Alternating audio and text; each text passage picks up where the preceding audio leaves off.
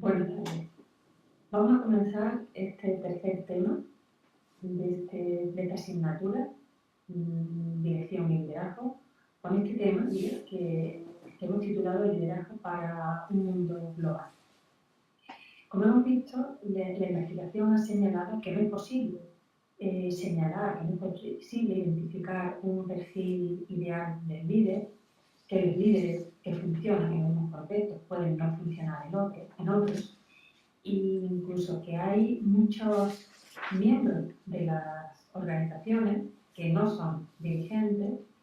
y que pueden llegar a ser más influyentes que los propios directivos. En consonancia con esto, hemos visto que el liderazgo es un fenómeno social que ocurre en la relación social, y en consonancia con esta perspectiva de liderazgo como un fenómeno social, nos encontramos con que existe cierta distribución del liderazgo. Vamos a ver en este tema algunas cuestiones relacionadas con estas nuevas tendencias, con estas nuevas visiones, con estas nuevas perspectivas a la hora de estudiar el liderazgo, atendiendo a este fenómeno de distribución. Un nuevo liderazgo, como digo, para una sociedad en red, para una sociedad global, una sociedad que está hiperconectada, donde la información y el conocimiento no tienen fronteras, una sociedad líquida, donde existen múltiples y a veces antagónicos marcos reguladores, una sociedad sin centro, en la que sí, más organizativa, redes, lobbies, mafias y un larguísimo etcétera. El liderazgo aparece en tiempos revueltos, aparece en un contexto donde, como digo, hay una gran complejidad, hay una sociedad que está en crisis, hablamos de crisis del sistema educativo, hablamos de condiciones locales que son exigentes, por tanto existe un alto riesgo de vulnerabilidad. Se hace énfasis en las personas, se hace énfasis en ambientes que protejan, a fin de ir construyendo esa confianza de la que ya hablábamos en temas anteriores, fortaleciendo la cultura, fortaleciendo el sentido de pertenencia de las personas, a los grupos, a las instituciones, fomentando el compromiso, la participación, para llegar a construir una comunidad donde haya un liderazgo que esté distribuido, un liderazgo que se reparta entre las personas y que llegue a todos los rincones de la organización. Por lo tanto, estamos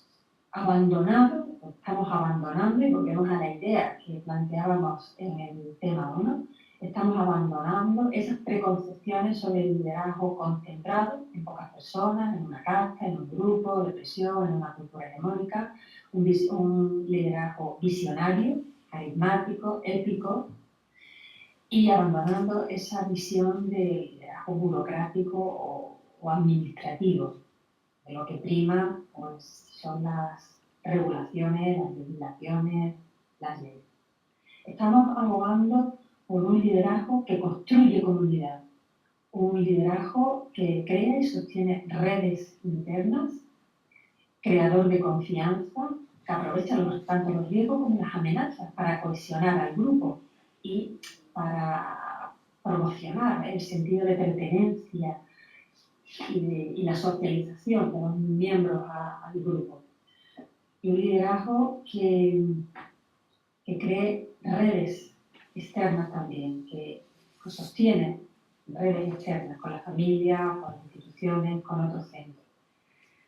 Un liderazgo que desarrolla la cultura organizativa, un elemento clave para el sostenimiento de innovaciones y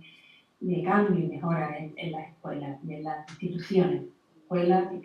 de educación en los distintos niveles educativos.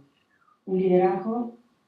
sensible culturalmente, capaz de leer la cultura organizativa, capaz de indagar, de interpretar, de comprender los significados que las personas atribuyen a los símbolos que construyen, que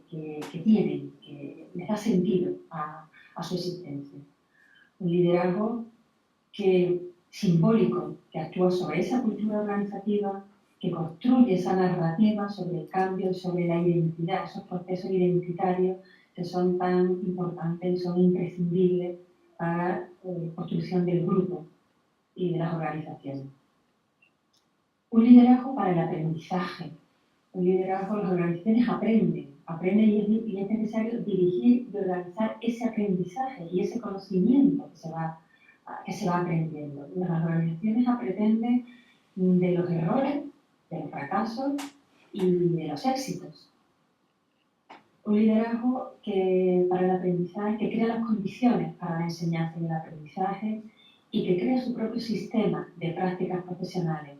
sobre cómo y dónde se genera conocimiento, cómo se transfiere, cómo se comparte.